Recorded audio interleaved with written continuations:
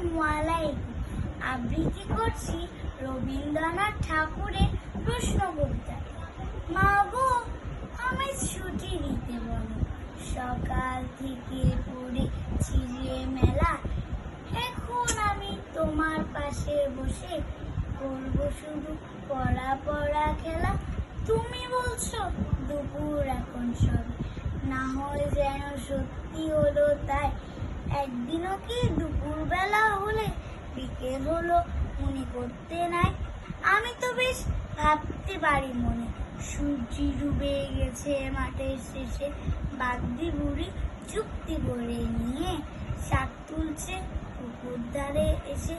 আধার হলো মাদার গাছে তলা, কালি হয়ে এলো দিঘির জল।